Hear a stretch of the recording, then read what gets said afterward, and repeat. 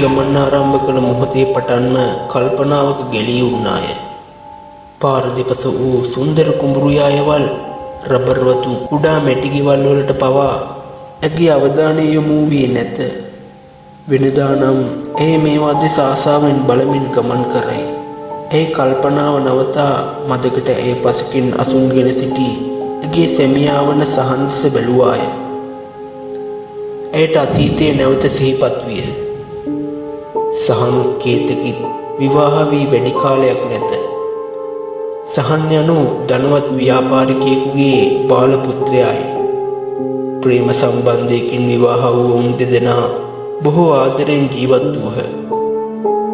එහෙත් දැනට මාසයකට කලින් සිදු වූ මාරාන්තික රියානුතුරකින් සහන් දිවි ගලවා ගත්තේ 99වෙනි.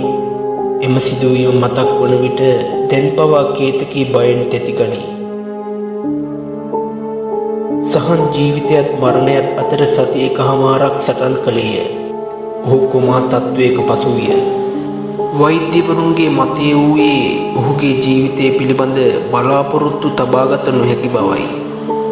අවසානයේ කාගෙත් සිත් පුදුමයෙන් හා සතුටින් පුරවාලමින් සහන් සිහිය ලැබුවේය. කවුරුත් කල්පනා කළේ ඒ ඔහුගේ වාසනාව බවයි. වෛද්‍යවරුන් පැවසුවේ ඔහුගේ කාර්යය අවසන් වී ඇති නිසා ඔහුව නිවසට රැගෙන යන ලෙසයි. එහෙත් නිවසට ආපසු සහන් පෙරමෙන් නොවීය. ඔහුගේ අමුතු වෙනසක් විය. ඒ ඔහුගේ හිතමිතුරු කාහටත් ඉක්මනින් වැටහිණි. ඔහු තවමත් සුවවෙමින් සිටි නිසාත්, ඔහු මුහුණ පෑ භයානක රිය අනතුරේ බලපෑම නිසාත් ඔහුගේ මේ වෙනස්කමට හේතුව බව වෛද්‍යවරුන්ගේ මතය විය. එම නිසා ඔහු සහන්ගේ දෙමව්පියන්ට පැවසුවේ ඔහුව මෙම කොළඹ කලබලකාරී පරිසරයෙන් කොහේ හෝ පිටිසර නිස්කලංක පෙදෙසකට යවන ලෙසයි. ඒ අනුව සහන්ගේ දෙමව්පියන් සුන්දර නෙළුම්ගම නැමැති ගමට සහන්වත් කේතකීවත් පිටත් කර හරි. ඔවුන්ගේ තනි නොදැනියට හා නිවසේ වැඩපළ කිරීමට ගමෙන්ම මැණිකා සහ බණ්ඩේ නැමැති මහලු යොලක්ද සේවයට ගෙන තිබුණි. තවද සහන්ට තවම රිය තනිව පැදවිය නොහැකි නිසා ඔවුන්ගේ රියදුරු කපිලත් ඔවුන් සමග පැමිණෙන ලදී. මේ ඔවුන් යමින් සිටියේ නෙළුම්ගමේ සහන්ගේ පියා විසින් ඔවුන් වෙනුවෙන් මිලට ගන්නා ලද නිවස වෙතයි. එහි යන අතරතුර එහා පස සිටි තම සැමියා දෙස කේතකී වරින් වර බැලුවේ ඔහුව කතාවකට අල්ලා ගැනීමටයි. වෙනදා නම් ඔවුන් ඇයත් සමග මෙවන් ගමනක් යද්දී සුහද කතාබහ දෝරේ ගලයි. එහෙත් දැන් සහන් බොහෝ නිහඬය. ඒත් ඔහුද වරින් වර කේතකී දෙස බලයි. ඔහුගේ බැල්ම අමුතු යැයි ඇයට බොහෝ විට සිතේ. පැය 3ක ගමනකින් ඇය තෙහෙට්ටුවට පත්වී සිටියාය. ඊටත් වඩා සහන්ගේ අසනීප තත්ත්වය ඇයට මහත් දුකක් විය. ඇයට උවමනා වූයේ තම සැමියා කෙසේ හෝ පෙර තත්ත්වයට ගෙනීමටයි. ඒ වෙනුවෙන් ඕනෑම දුකක් විඳීමට ඇය සැරසී සිටියාය. ඔවුන් නිවසට ළඟා වෙන විට හතර වටින් කළුවර වැටී තිබිණි. මැණිකාත් බණ්ඩාත් ඔවුන් පිළිගැනීමට ඉදිරියට ආවේ මුව පුරාරජ සිනහවකිනි. ඔවුන් දෙදෙනා කරුණාවන්ත යුවලක් බව කේතකීට සිතාගත හැකි විය. ටිකක් පරක්කු වුණා මාමේ. කේතකී බණ්ඩේට කටපුරා මාමේ යැමතීම නිසා බණ්ඩේ සතුටට පත්විය. හරිම නිහතමානී දරුවෙක්. ලොකුකමක් ගෑවිලාවත් නෑ බණ්ඩි සිතුවේය. කපිල ඔවුන්ගේ බඩු නිවස වෙත ගෙන එන ලදී. ගම්බද වුවත් එම නිවස ඉතා සැප පහසු අන්දමට අලුත් වැඩියා කර තිබුණේ සහන්ගේ පියා විසිනි. කේතකී ඉක්මනින්ම සහන්වත් රැගෙන නිදන කාමරයේ වෙත ගියාය. සහන් මම ටක් ගාලා වොෂ්යක් දාගෙන එන්නම් ඔයා හාන්සි වෙලා ඉන්නකෝ. ඔවුන් රැකෑමද ඉක්මනින් ගෙන නින්දට ගියහ. කේතකීටද ඉක්මනින් නින්ද ගියේය. කේතකී ඔයාට මා වැහෙනවද? කේතකී මා වැහෙනවද? සහන්ගේ හඩින් කේතකී ගැස්සිය හැරුණාය. ඇය අසල සහන් සුවසේ නිදයි. ඇය දැක ඇත්තේ සුපුරුදු සිහිනයම බව එය වටහා ගත්තේය. ඇයට මෙම සිහිනය මහත් ප්‍රහේලිකාවකි. සහන් රියනතුරකට මුහුණ දුන් දවසේ සිට නොකඩවාම හැම රැකදීම ඇය මේ සිහිනය දැක අවදි වූවාය. සහන් කොහේදෝ අන්ධකාරයක සිට ඇය අමතයි. ඔහු පවසන්නේ එකම දෙයකි. ඒ ඔහුට උදව් කරන ලෙසයි. ඇය නැවත නින්දට යන්නට උත්සාහ කළාය. මෙසේ දින කිහිපයක් ගෙවී ගියේ සාමාන්‍ය පරිදිය. එක් දිනක් සවස කේතකීට පන්සල් යාමට සිතක් පහළ විය. සහන් අපි දෙන්න පන්සල් ගිහින් යමුද? කේතකී අද මට ටිකක් අමාරුයි. අපි වෙන දවසක යමු. ඔයා මැනිකා එක්ක ගිහින් එන්නකෝ. හරි සහන් කමක් නෑ. අපි වෙන දවසක යමුකෝ එහෙනම්. මම මැනිකා එක්ක ගිහින් එන්නම්. ඇය මැනිකා සමග සවස පන්සල් ගියාය. බුදුන් වෙද මල් පුදා ඇය බෝධියට ඔහේ වාඩි වී සිටියාය. සුදු සරමක් හා කමිසයක් ඇඳගත් මෙදිවියේ මිනිසෙක් කේතකී දෙස බලා සිටියේ. කේතකී ඔහුව දුටුවාය. ඇය ඔහු සමග සිනාසුනාය. මේ නෝනා මේ පළාත කෙනෙක් නෙවෙයි නේද? ඔහුද ඇය සමග පෙරලා සුහදව සිනහවක් සමගම කතාව ඇරඹුවේය. නෑ මාමේ, මම මෙහෙ නෙවෙයි, මම කොළඹ. ටික කාලයකට මෙහෙ ආවා. නෝනා, මම සාමාන්‍යයෙන් නදුරන් නැති අය එක්ක වැඩි කතා බහ කරන්නේ. ඒත් මේ නෝනාව දැක්කහම මට හිතුණා නෝනාට ළඟදිම මගේ උදව් ඕන වෙයි කියලා. මේ නෝනා නොදන්නවා වුණාට නෝනා ඉන්නේ භයානක අනතුරක. නෝනා ගාව ලොකු අන්ධකාරයක් පෙන්눔 කරනවා. ටිකක් පරිස්සමෙන් කල්පනාවෙන් ජීවත් වෙන්න ඕන. ඒ සමගම බුදුන් වැද අවසන් වූ මැනිකා ඔවුන් අසලට පැමිණියාය. සියාතු ගුරුන්නාන්සේ නොවේ. මම මේ ඈත තියා දැකලා බැලුවා අපේ නෝනත් එක්ක කවුද මේ බර කතාවක කියලා. ගුරුන්නාන්සේ පන්සල් ආවයි. ඔව් මැනිකා. එහෙනම් මම ගොහින් එන්නම්. වැඩ ගොඩක් තියෙනවා කරන්න. එසේ කියා ඔහු එතනින් ඉවත් වුණේය. කවුද මැනිකා නැන්දේ? ඒ තමා නෝනේ අපේ ගමටම ඉන්න ගුරුන්නාන්සේ. බොහෝම බලගතු කෙනෙක්. ඕනම එකෙක් මට්ටු කරයි. එහෙමද නැන්ද? කේතකී සියාතු කියූ දේවල් ගැන නැවත සිතුවාය.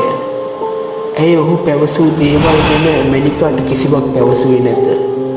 මේ ගම්මුන්ගේ හනමිටි අදහස් යැයි ඇය සිතුවාය. සහන්ගේ ප්‍රශ්නයට අමතරව තවත් ප්‍රශ්නය ගැන සිතීමට ඇයට වෙලාවක් නොවිය. දුරකථනයේ නාදවන හඬින් කේතකී කල්පනාවකින් මිදුණාය. හෙලෝ අක්කේ, කොහොමද ඔයාලට? හොදින් ඉන්නව නංගි. කොහොමද මල්ලිට? දැන් ඉස්සරට වඩා සනීපද? ඔව් අක්කේ, දැන් සාන් ටික ටික හොඳ වෙනවා. අපේ දූ පැටියට කොහොමද අක්කේ? අනේ නංගි, මේ කෙල්ල කරදර කරනවා බාප්පි බලන්න ඕනේ කියලා. අයියා කිව්වා ඉස්කෝලේ නිවාඩු නිසා දුව ඔහේ ඇරලවමු කියලා. අනික මල්ලිත් කෙල්ලට ආදරේ නිසා මල්ලිටත් පාළු නැති වෙයි. අක්කේ එක නම් ෂෝක්, මටත් පාළුයි මෙහි. දුව එක්කන් එන්න අක්කේ, මම හොඳට බලා ගන්නම්. හරි නංගි, මම ඉතින් ඔයාගෙන දන්නවනේ. එහෙනම් අයියයි මමයි හෙට දුව එක්කගෙන එන්නම්කෝ. පෙරදා කතා වූවා සේම සහන්ගේ අයියාත් පිනිදත් එකම දියණිය වූ සනුමිත් නෙළුම්කමට ආවෝය. පාළුවෙන් සිටි කේතකී සනුමිගේ පැමිණීම ගැන සතුටින් සිටියාය. දියණිය ඇරල වූ අයියාත් බිරිඳත් සවස පිටත් වී ගියහ. සහන් තම සහෝදරයාගේ දියණියට තම දරුවෙකුට සේ ආදරය කළේය. ඔහුගේ මුළු ලෝකයම වූයේ ඇයයි. කේතකීද සනුමිට ආදරය කළාය. එහෙත් මේ ගමනෙන් සහන්වත් සනුමිවත් සතුටු වූ බවක් නොපෙනීය. මගේ දූ මොකෝ නිකන් බය වෙලා වගේ. එහි බාප්පි එක්ක කතා කළේවත් නැහැනේ දූ තවම. කේතකී පැත්තකට වී හිත සිටින සනුම්ගේ හිස අත ගා ඇසුවාය. අනේ පුංචි, බාප්පි මා එක්ක වෙනදා වගේ කතා කළෙත් නැහැනේ. වෙනදට නම් මා එක්ක සෙල්ලම් කරන්නත් වෙනවා. හරි මගේ පැටියෝ, ඔයා ගණන් ගන්න එපා. බාප්පිට තම සනීප නෑනේ. එයා සනීප වුණාම එයා ඔයා එක්ක ඇතිතරම් සෙල්ලම් කරන්න. සහන්ගේ මෙම හැසිරීම ගැන කේතකීද පුදුමයට පත්විය. ඒත් ඔහුගේ අසනීප තත්ත්වය නිසා මෙසේ වූ වැසිරෙන්නේ සිතුවාය. ඊළඟ දිනයේ සනුමි තනියම එළියට වී කල්පනා කරනු කේතකී දුටුවාය. දුව මොනාද අප්පේ මේ කල්පනා කරන්නේ? දුව මෙහි ඉන්න කැමති නැද්ද? මෙහි පාළුද දුවට? අපි සෙල්ලම් කරමුද? පුංචි මම රහසක් කියන්නද? හැබැයි බාප්පිට කියන්න බෑ හොඳේ. අනේ නෑ පැටියෝ මම කියන්නේ නෑ. කියන්නකො බලන්න ඔයාගේ රහස. මේ ඉන්නේ මගේ බාප්පි නෙවෙයි පුංචි. මේ ඉන්නේ කළුම කළු යකෙක්. සනුමිගේ කතාවෙන් කේතකී පුදුම වූවාය. මේ කුඩා දැරියගේ මුවින් ඒ පිට වූයේ කෙසේද? අනේ පුතේ ඇයි එහෙම කියන්නේ? මේ ඉන්නේ පුතා ගොඩක් ආදරය කරපු බාප්පිනේ. දැන් එයා අසනීපෙන් ඉන්නේ. කේතකී දැරියගේ සිත සනසන්නට වූවාය. දැරිය මෙහි ආදා පටන් සහන්ද සිටියේ වෙනදාටත් වඩා අමුතුවය. සනුමීත් වෙනදා මෙන් දුව පැන ඇවිද සෙල්ලම් නොකරයි. ඇය සහන් අසලටවත් යාමට බයය. සනුමිගේ පැමිණීම නිසා සහන් යථා තත්ත්වයට පැමිණීම පහසු වනු ඇතැයි ඈ සිතුවාය. එහෙත් දැන් සහන්ද වෙනදාට වඩා වෙනස්ය. කේතකී මේවා ගැන කල්පනා කොටම වෙහෙසට පත්වී සිටියාය. ඊළඟ දිනයේ සනුමි කේතකී වෙත දිව ආවේ හති දමමිනි. කේතකී එවිට කුස්සියේ සනුමීට කිරිහද මෙන්නුන්නාය. පුංචි සනුමි බියෙන් ගැහිමින් සිටියාය. ඇයි දුව ඇයි මේ බය වෙලා දාඩියක් දාලා? පුංචි බාප්පි අනේ පුතේ මම බය නොකර කියන්නකො මොකද්ද වුනේ? පුංචි බාප්පි කළුම කළු යකෙක් තමා. මම දැන් බාප්පිගේ කාමරයට ගියාම එයාට ඩැකියුලට වගේ උල් දත් දෙකක් පෙන්නලා මා එක්ක hina වුණා. අනේ පුංචි මට දැන් මෙහෙ ඉන්න බෑ මාව ගෙදර ගෙනියන්නකෝ. සනුමි හඩන්නට විය. අනේ පුතේ අඩන්න එපා. මම ඔයාව ගෙදර ගෙනියන්නම්කෝ. ඇය සනුමීව කාමරයට ගෙන ගොස් ඇයව නිදි කෙරෙව්වාය. සනුමිට ඒ වන විටත් උණගෙනී තිබින. කේතකී සනුමිට බෙහෙත් අරන් දී ඒ රැය පුරා ඇය සමගම සිටියාය. සනුමි කිහිප විටක් රැය සිහිනෙන් බිය වී අවදි වූවාය. උදෑසන වන විට කේතකී තීරණය කොට තිබුණේ සනුමිව අයියාටත් අක්කාටත් බාර දීමටයි. දුරකථනයෙන් අයියාගේ බිරිඳ අමතා සියලු විස්තර පවසා සනුමිව කපිල සමග කොළඹ යවුවාය. සනුමි ගිය පසු සහන් සාමාන්‍ය ආකාරයට හැසිරුණේය. කේතකීද සනුමි කියූ දේවල් ගැන තරම් තැකුවේ නැත. එදින රැයේදීත් ඇය සුපුරුදු සිහිනයම දැක අවදි වූවාය. ඒත් වෙනසකට වූයේ වෙනදා මෙන් සහන් ඇය අසල නොසිටීමයි. ඔවුන්ගේ කාමරයේ දොරද හැරදා තිබින. ඇයි සෙමින් හැරදමා තිබූ දොරින් සාලයට පිවිසියාය. සාලයේ දොරද හැරදමා තිබින. දෙවරක් නොසිතා ඇය සාලයේ දොරින්ද පිටතට පැමිණියේ සහන් සෙවීමටයි. ඇයගේ සිතට බියක් ගෙන ආවේ ඔහු තනියම මෙවන් වෙලාවක එළියට පැමිණ ඇති නිසාය. එදින සඳ හොදින් පායා ඇති නිසා මුළු වටපිටාවම එළිය වී තිබින. සහන් යයි ඇය ඇමතුවාද පිළිතුරක් නොවීය. ඇය ගෙවත්ත පිටුපසට සෙමෙන් ඇවිද ගියාය. සඳ එළිය නිසා ඇයට තනියම යාමට බියක් දැනුනේ නැත. ගෙවත්ත පිටුපස ගස් ලගින් වෙවි මතක් අඳුරු ස්වභාවයක් ගෙන තිබ්බාය. ගස් අතරින් සහන්ගේ ඡායාවක් මෙන් ඇය දුටුවාය. ඇය ශබ්ද නොනගා ඔහු දුටු දෙසට ඇවිද ගියාය. ගස් අතරින් ඇය දුටු දේ ඇයට මදහගත නොහැකි විය. සහන් අත වූයේ පණ ඇති කුකුලෙකි. ඔහුගේ කකුල් දෙකින් අල්ලාගෙන ගමන් කරමින් සිටියේය. කේතකීගේ දැස් විසල් වී තිබෙන. ඇය ඊළඟට දුටු දර්ශනය ඇයව සිහිනැති කරවීමට ආසන්න විය. ඇය ආදරය කළ සහන් එකම යහනක් බෙදාගත් සහන්මද මේ කියා ඇයට සිතාගත නොහැකි විය. ඔහු කුකුලා මුවට ලංකොට ඔහුගේ ගෙල්ලෙන් ලේ බීවේය. මේ පිළිකුල් ලොමු දැහැගන්වන දර්ශනය දෙස තවදුරටත් ඇයට බලා සිටිය නොහැකි විය. ඇය එකෙනෙහිම නිවස දෙසට දිව යද්දී කාගේදෝ ඇඟක හැප්පී බිම වැටුණාය. ඒ බණ්ඩේ විය. ඔහු දැකීමෙන් ඇගේ සිතට සහනයක් ගෙනාවේය. පසුව ඇය දුටුවේ තමාගේ මෙන්ම ඔහුගේ මුහුණේද තිබූ බියයි. නෝනා යමු ඉක්මන් කරලා ගෙට මේ අවෙලාවේ නෝනා මොකටද එළියට බැස්සේ? මේ අමනුෂ්‍යව රජ කරන වෙලාව කේතකී කිසිවක් නොකියා බණ්ඩේ සමග ඉක්මනින්ම නිවස වෙත පැමිණ අසුන් ගත්තාය. තවමත් ඇයට වත්තේදී දුටු දර්ශනය මැවි මැවි පෙනෙන්නට විය.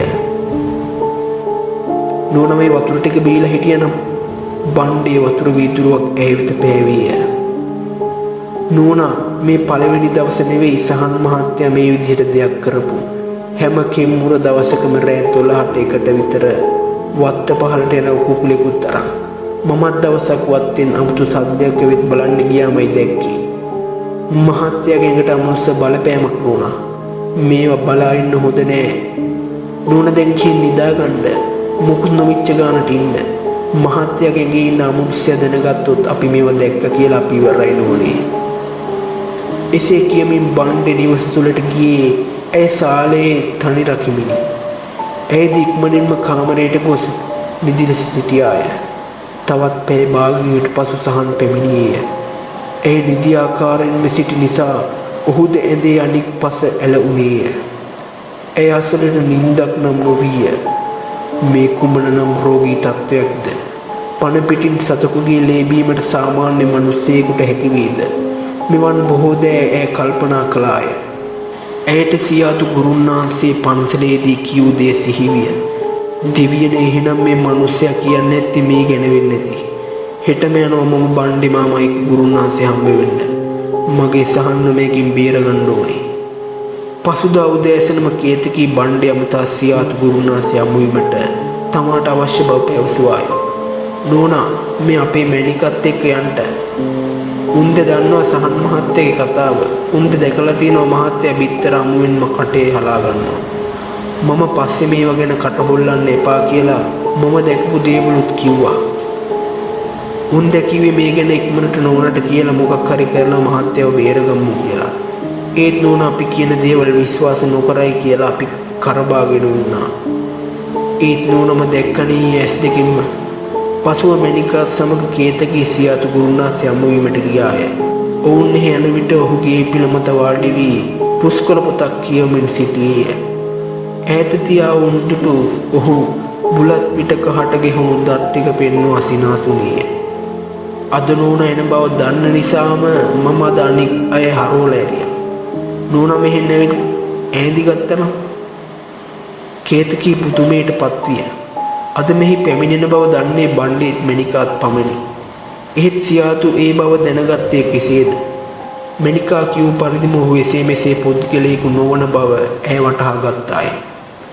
කේතකීත් මැණිකාත් ඔහු පෙන්වූ වේවැල් පුටු දෙකක අසුන් ගත්හ. හොඳයි නෝනා, දැන් මට කාරණේ මුල ඉඳන් කියන්න. අපි බලමු මොනවාද කරන්න පුළුවන් කියලා.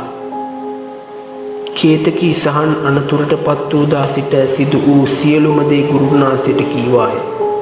ඔහු මොහොතක් කල්පනා කළේය. නෝනා මොනවත් කියන්න කලින් මට අඳුන බලන්න ඕනේ. මහත්තයාගේ ඇඟේ ඇත්තටම ඉන්නේ මොකාද කියලා බලලා තමා බෙහෙත් තීරණය කරන්න ඕන. ඔහු එසේ පවසා නිවස තුල වූ කාමරයකට ගියේය. එම කාමරයේ දොර හරින විට ඊටා මිහිරි සුවඳක් වාහනේ විය. ඔහු කාමරයට ඇතුළු වී දොර වසා ගත්තේය.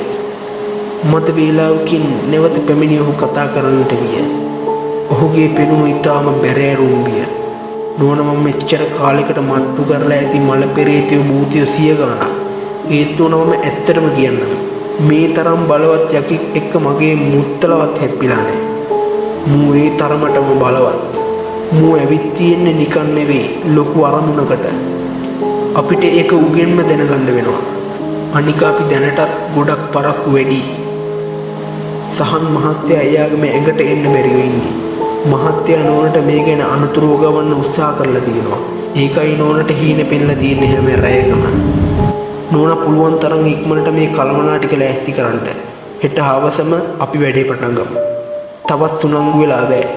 එසේ කියමින් කලමනා ලෑස්තුව ඔහු කේතකී අත තැබුවාය. නෝනා තව එකක්. අමනුෂ්‍යයට දැනගන්න තියන්න එපා මේ කිසිම දෙයක්. හොඳමයි ගුරුනාන්සේ කියා කේතකීත් මැණිකාත් නිවස බලා පිටත් වූහ. බණ්ඩේ ලවා කේතකී සියලු කලමනා සූදානම් කළාය. ගිවිසගත් පරිදිම පසුදා සවස ගුරුනාන්සේ පැමිණියේ ගෝලයෙකුද කැටුවයි. ගුරුනාන්සේ දැකීමෙන් සහන් කලබලයට පත්විය. නිවසට පැමිණි වහාම ගුරුනාන්සේ බණ්ඩේගේ කනට කර යමක් මුමුණන්නට විය. ඉන් අනතුරුව පොල් තෙල් දැමූ පීරිසියක් ගෙනෙන ලෙස මැණිකාට නියෝග කොට සහන් සිටි ඇඳ අසල නතර විය. නමුත් ගුරුනාන්සේගේ නිහැඩියාව සහ සංසුන් බව කේතකිගේ අවධානය දිනාගත්තේය.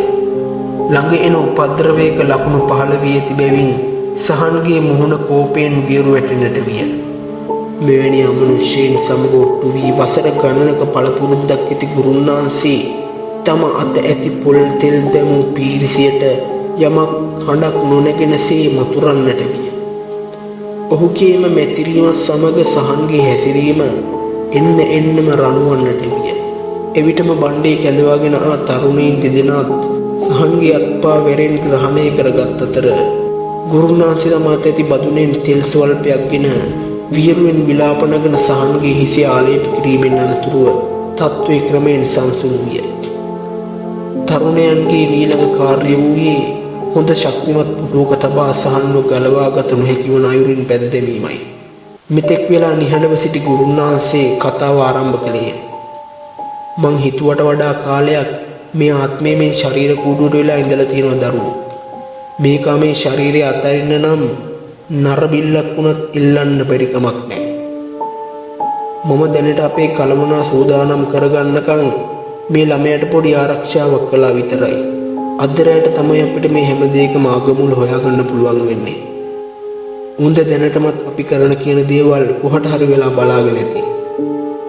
මගේ ඇස්මානෙන් ඈතට යන්න එපා. විශේෂයෙන්ම මේ බලවත් උදවිය. අමනුෂ්‍ය ආත්මය ගැන හොඳින් දන්නා ගුරුනාන්සේගේ මේ කතාව සියල්ලම සිතට ගත්හ. පැයක් එකහමාරක් යන විට සියල්ල සූදානම් විය. එකිනෙහිම මුළුතැන්ගේ මහන්සි වී වැඩපළ කරන තරුණයින්ට තේවත් කරමින් සිටි මැණිකාගේ විලාපය ඇසී සියල්ලෝම එහි දිව ගියෝය. බෙල්ලේ සහ අත්වල නියපොතු ලකුණු සහිතව මැණිකා බිම වැටී සිටියාය. කේතකී වහා ගොස් වතුර වීදුරුවකින් වතුර ටිකක් ගෙන මුහුණට ඉස මැණිකාගේ සියලවා ගත්තාය. මොකද මැණිකා උනේ? ගුරුනාන්සේ කිව්ව නේද යනවා නම් තනියම යන්න එපා කියලා. මම මේ කට්ටියට තේ ටිකක් හදන්න ආව පුංචි නෝනා. කුස්සිය ලයිට් එක දාපු ගමන්ම එතන මගේ ළඟ කළුම කළු එකෙක් වගේ මිනිහෙක් හිටගෙන හිටියා. මම දුවන්න හදනකොටම ඌ මගේ බෙල්ලෙන් අල්ලගත්තා. මට එච්චරයි මතක නෝනා. ළමයෝ අර බුදු පහනෙන් තෙල් ටිකක් ගෙනත් මුන්දගේ ඔළුවේ ගන්න කියන දෙයක් කනකට ගන්නවෑ. මෙහෙම ඉඳලා බෑ අපේ වැඩත් පරක්කු වෙනවා. කියා ගුරුනාන්සේ මේ භයානක කටයුත්ත පටන් ගැනීමට මුල පිරුවේය. තවමත් පුටුවට වී හැමදෙනාම දෙස සාවධානව සහන් බලා සිටී. ඔහුගේ ඇඟේ කිසිම අමනුෂ්‍ය ආත්මයක් දැනට නැතිවද පෙනුම මාලානික ගුප්ත බවක් ගත්තේය. පැමිණි තරුණයන්ගෙන් කෙනෙක් වරින් වර පැමිණ පුටුවේ පැමි පරීක්ෂා කළේය. දැන් හැමෝම මේ ළඟපාතින් වාඩි වුණා නම් මම මේ වැඩේ කරන වෙලාවට කිසි කෙනෙක් මේ ගෙදරින් අඩියක්වත් එළියට තියන්න එපා. මේ ඇවිත් ඉන්න කෙනා මම හිතුවටත් වඩා බලගතු කෙනෙක්. ඒ නිසා මට කවුරු ගැනවත් අවධානමක් ගන්න බෑ. මින් පෙර කිසි දිනක මෙවැනි දෙයක් කියා නැති ගුරුනාන්සේගේ මෙම කතාවෙන් සෑම දෙනාම බියටපත් විය. ගුරුනාන්සේ බුදුන් මැද වතාවත් කොට මේ බැරෑරුම් කටයුත්තට මුල පිරුවේය. සෙමින් ආරම්භ කළ මෙතිරිල්ල ටිකෙන් ටික වේගවත් වන විට සහන්ගේ හැසිරීමද විරෝපී වන්නට විය. මෙතෙක් වනතුරු සංසුන්ව සිටි ඔහු ඉස දෙපසට සොලවමින් ආරූඪ වූ සැටියෙන් දගලන්නට විය.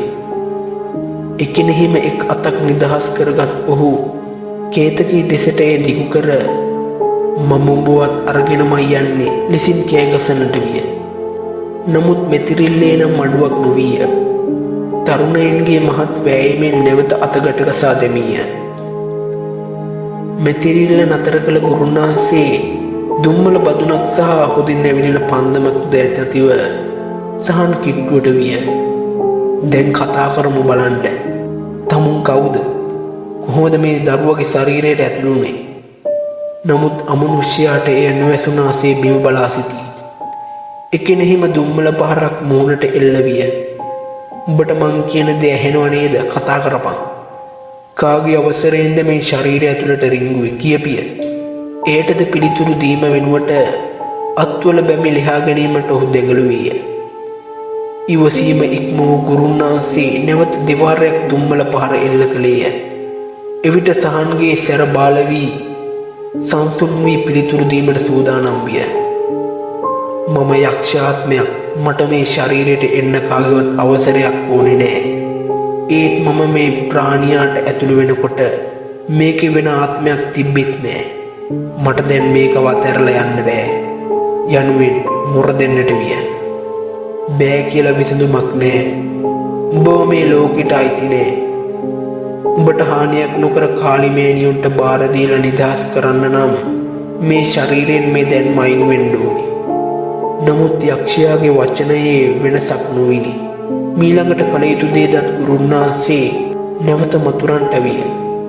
එවිට යක්ෂයා වේදනාවෙන් කෑගසන්නට විය. මාව පුච්චන්න එපා. මම